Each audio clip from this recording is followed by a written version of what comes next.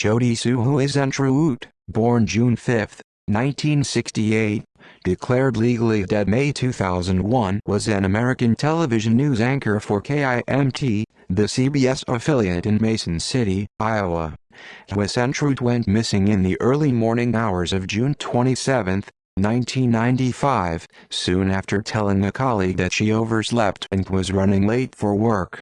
As there were signs of a struggle outside her apartment, she is believed to have been abducted. However, extensive investigations have failed to uncover any clues to her disappearance. Huisentruit was declared legally dead in 2001. Early life. Jodi Huisentruit was born and raised in Long Prairie, Minnesota, the youngest daughter of Maurice Nicholas Huisentruit, 1920–1982, and Imogen L. Jane Huisentruit, née Anderson, 1923–2014. In high school, Huisentruit excelled at golf. Considered a promising talent, she and her team won the state Class A tournament in both 1985 and 1986. After high school, she went on to St. Cloud State University, where she studied mass communications and speech communication, and graduated with a bachelor's degree in 1990. Huisentrut's first job after graduation was with Northwest Airlines. She began her broadcasting career with CBS affiliate KGAN in Cedar Rapids, Iowa as the station's Iowa City bureau chief, then returned to Minnesota for a job at ABC affiliate KSAX in Alexandria. Huisentruit later returned to Iowa for her position at CBS affiliate KIMT in Mason City. Disappearance. The day before her disappearance, Huisentruit participated in a golf tournament. According to Mason City resident John Van Zyce, she then went to his house to view a homemade videotape of a birthday celebration that he had arranged for her earlier that month. At about 4 a.m. on Tuesday, June 27, 1995, KIMT producer Amy Kunz noticed that Huisentruit had failed to report to work as scheduled, so she called Huisentrut's apartment. When Huisentruit answered the telephone, she explained that she had overslept and that she was preparing to leave for the station. However, by 6 a.m., she had still not arrived, so Kunz filled in for her on the morning show Daybreak. At about 7 a.m., KIMT staff called the Mason City Police. When police arrived at Huisentrut's apartment, they found her red Mazda Miata left out in the parking lot, as well as other evidence that suggested a struggle had taken place near the car. Her personal items, including a bent car key, were strewn about the area, and police reported recovering an unidentified palm print from her vehicle. Investigators interviewed at least 3 neighbors in Huisentrut's apartment complex who said that they had heard screams at about the time that she would have likely been leaving for work. In addition, a nearby neighbor reported seeing a white van parked with its lights on and engine running in Huisentrut's parking lot at about the same time.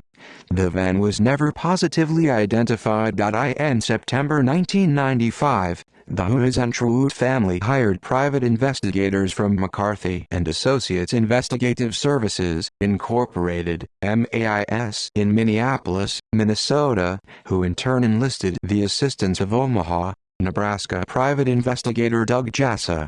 McCarthy and Jassa appeared on several national television shows, including America's Most Wanted and Unsolved Mysteries. In November 1995, they and members of Jodi's family traveled to Los Angeles, California to meet with 3 prominent psychics. This meeting was televised and served as the pilot for the Psychic Detectives television show. Although each show generated several leads, none resulted in concrete evidence or identification of a suspect. In May 1996, about 100 volunteers searched an area of Cerro Gordo County and left flags to mark anything that appeared suspicious. Each of these sites was then re-examined by law enforcement, but no promising evidence was located. Police and private investigators have conducted more than 1,000 interviews, but none has resulted in conclusive evidence pointing to a suspect. Huisentruit was declared legally dead in May 2001. When new cases arise that appear to bear similarities with Huisentruit's, or whenever remains are discovered in the area, speculation quickly leads to a connection with the missing reporter.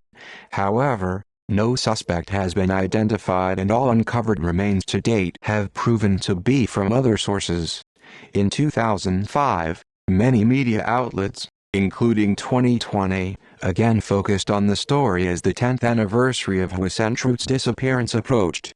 In early June 2008, photocopies of the 84 pages of Huisentruit's personal journal were anonymously mailed to a local newspaper. The Mason City Globe-Gazette received the material in a large envelope with no return address and a June 4 postmark from Waterloo.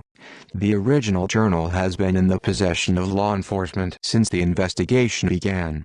Within days, Mason City Police reported that the sender had come forward and was identified as the wife of the former Mason City Police chief.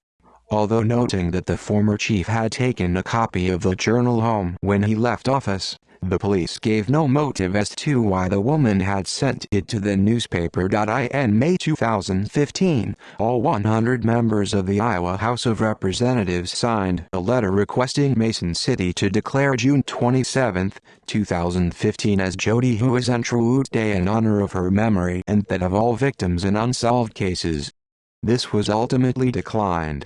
In a December 2016 opinion piece for the West Iowa Review, retiring State Representative John Cooker of Sioux County described his experience with the case as a member of the Iowa State House Public Safety Committee and suggested a cover-up by Mason City officials. In March 2017, a search warrant was executed against John Van Zyse, seeking GPS data for 2 of his vehicles. The FBI, the Mason City Police Department, the Iowa Division of Criminal Investigation and private investigators are still actively working on Huisentruit's disappearance. See also Jennifer Servo list of people who disappeared. References. External links: find Jodi.com, search for Jodi Huisentruit conducted by journalists and investigators Jodi Huisentruit at the Doe Network Jodi Sue Huisentruit, legally deceased at Find a Grave.